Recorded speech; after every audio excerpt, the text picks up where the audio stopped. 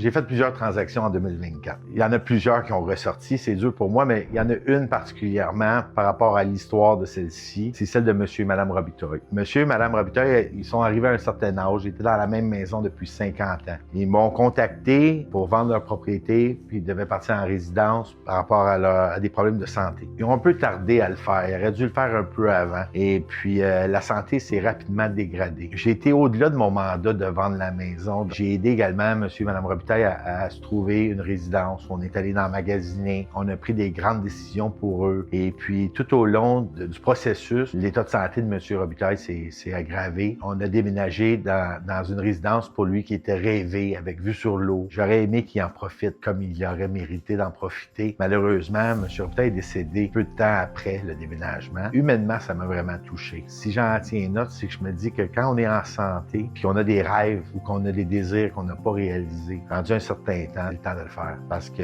demain, il est trop tard. C'est vraiment cette transaction-là qui m'a affecté le plus émotivement par rapport au fait qu'il était tellement heureux dans son nouvel environnement. J'aurais voulu qu'il puisse en profiter plus longtemps qu'il a pu le faire.